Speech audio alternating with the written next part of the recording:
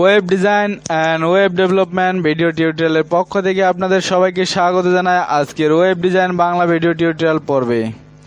গত পর্বে আমরা আমাদের সিএসএস এর মাধ্যমে যে কালার ছিল সেই কালারগুলো আমরা হ্যাশট্যাগ বা হ্যাশ কোড দিয়ে বা বিভিন্ন কোড দিয়ে বা আরজিবি কোড দিয়ে দিতে শিখেছি। তো আজকে আমরা যেটা শিখবো সেটা হচ্ছে টেক্সট ডেকোরেশন।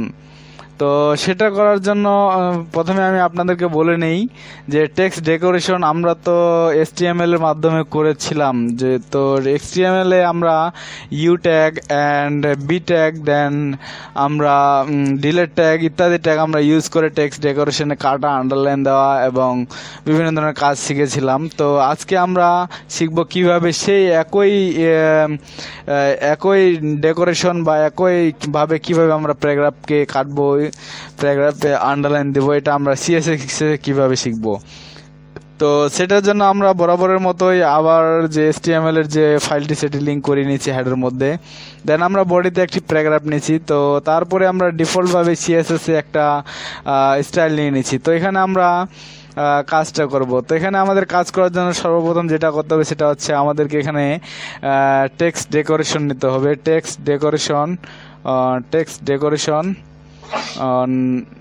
ডেকোরেশন নান। তো টেক্সট ডেকোরেশন নান নিয়ে নিলাম। এটা হচ্ছে টেক্সটের ডিফল্ট যেটা আছে, মানে টেক্সটটা যেটা যেভাবে যেরূপ আছে সেটাই আসবে। তো এটার জন্য আমরা কন্ট্রোল-S ধরে সেভ করে নেই।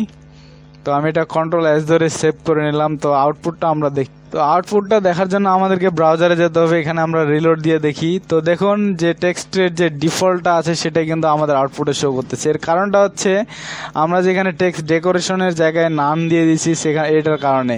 তো এখন এখানে নানের পরিবর্তে যদি আমরা আন্ডারলাইন দেই তাহলে কি হয়, তো দেখি। আন্ডারলাইন দিয়ে দিলাম, আন্ডারলাইন দিয়ে আমরা কন্ট্রোল-S ধরে সেভ করলাম। দেন আমরা আউটপুটটাতে আবার দেখি।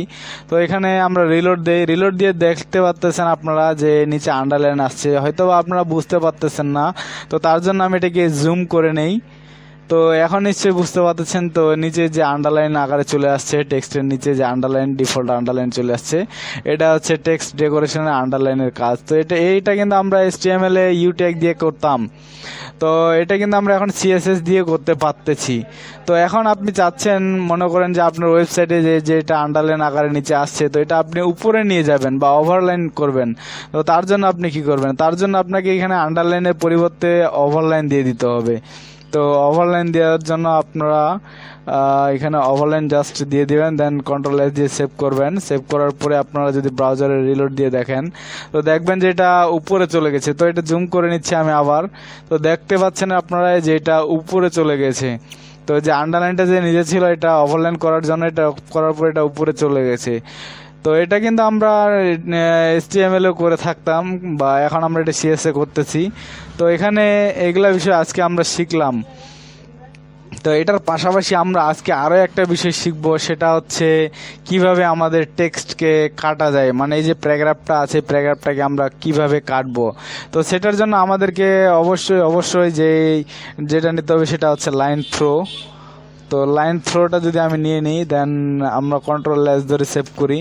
তো আমরা যদি এখন আউটপুটটাতে দেখি, আউটপুটটাতে এখন আমরা রিলোড দেই। রিলোড দিয়ে দেখতে পাচ্ছেন এখানে আমি জুম করে নিই। তো জুম করে দেখতে পাচ্ছেন যে আমাদের এখানে যে সম্পূর্ণ ইয়াটা আছে এটা কিন্তু কাটা অবস্থায় আছে প্যারাগ্রাফটা। এটা কিন্তু আমরা HTML এর ডিলেট ট্যাগ বা হ্যাশট্যাগ ইউজ করে আমরা কাটতাম। তো আশা করি আপনারা বুঝতে পেরে গেছেন যে আমরা যেগুলো HTML এর কোড দিয়ে করতে পারতাম সেগুলো কিন্তু আমরা CSS দিয়ে করতে পারি।